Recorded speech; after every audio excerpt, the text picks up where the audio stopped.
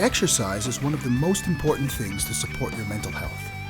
There are tons of studies in science to back up the fact that movement and mobility can be a key factor in recovery and prevention of many mental health issues.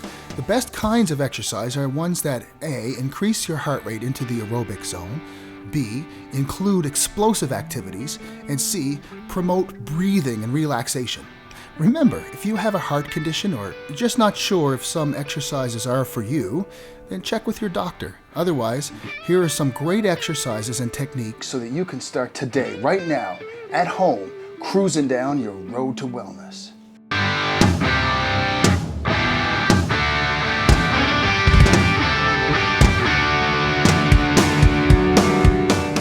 So what you want to first establish is a nice neutral spine on the floor. So your shoulder blades are down, you've got a neutral head, and you've got that all-important lumbar curve under here.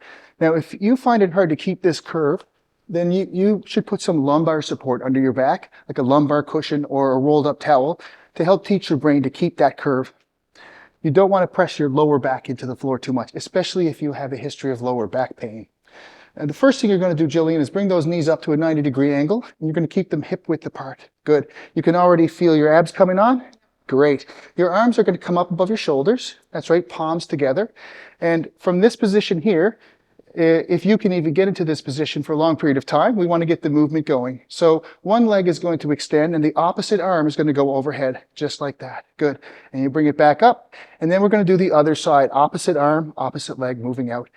Kind of like a bug flailing around on its back. So we're going to do a set of 4 here, and you'd want to do about 16%. There's 1, good, nice neutral spine, keeping that curve. 2, neutral head. 3, knees hip width apart. And 4, good. And when you're finished, to bring your feet back down, you just want to bring them down straight and directly to the floor. How'd that feel? Good. Yeah?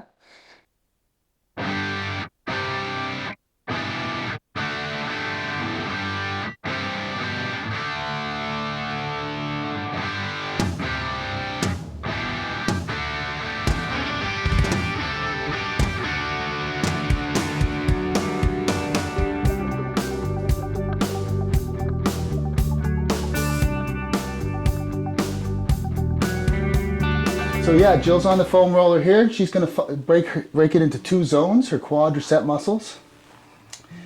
Down but close to the knee. Nice and slow. And she's sort of on and one leg off. There you go. And you might find a... Yeah. Now it's, yeah. So, yep. Yeah, so that's the second level. You go with the one leg. So we want to move up now. We're going to move up into the hip flexor area, right up here.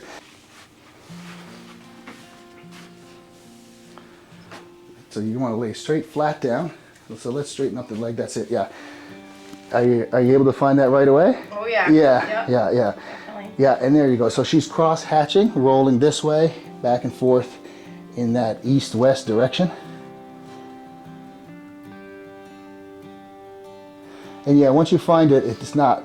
Yeah. It doesn't take a lot, right? Yeah. Absolutely. Yeah. Okay. And again, if you were going to do this, you'd spend a little more time on it. But let's go to the other side. There you go, and she's going to find that TFL. Any difference on that side? A little better on this side. Little better, yeah. So the areas where it feels more painful are obviously the areas that you need to spend more time on.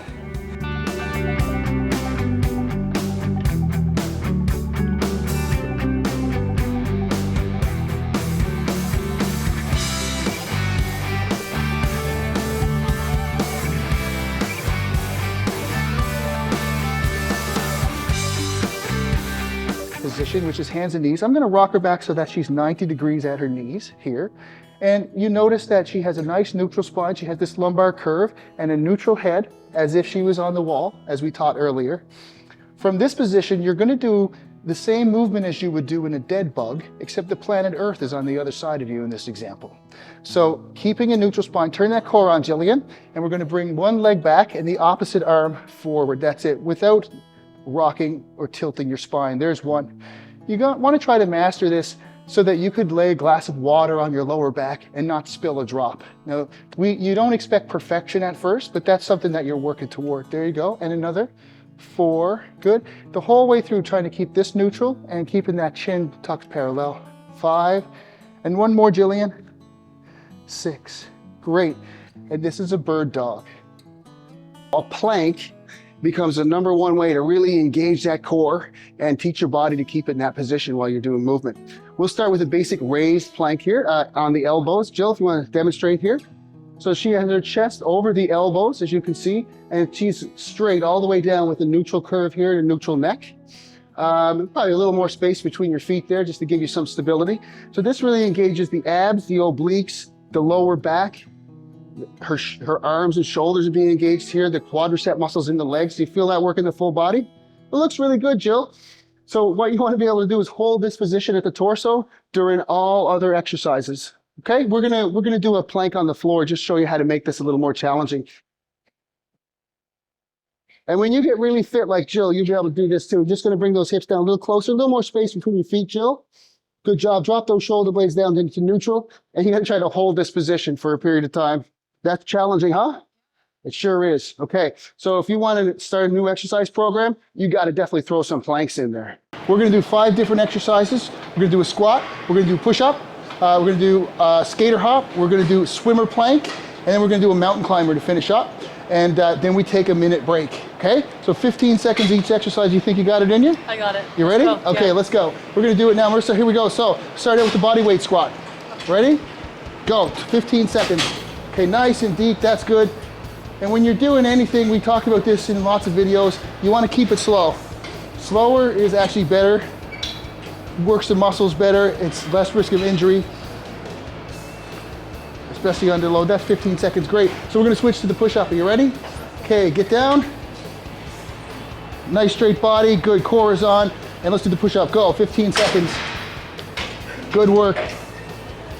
My brain's always counting these things, even if I don't have to. That's it, just gonna drop that shoulder down. You're doing really great. 5 seconds to go. All right, great. Okay, so now you're gonna come out, we're gonna get some skater hops happening here. So we noticed we got skater hops in this, and we also got swimmer planks. So if you're training for the Olympics, this is a good set to do. Okay, you ready? Skater hops, back and forth. Yeah, 15 seconds. Go. That's it, nice hops, nice distance. That's it. If she was skating, she'd be going super fast right now. Okay, great. Now, swimmer plank. So you're going to jump right back down. You notice we're getting up, we're getting down, we're getting up, we're getting down. That's built right into the program. Swimmer plank. So she lays out flat, core is on, and here we go. Opposite leg, opposite arm comes up off the floor, just like that.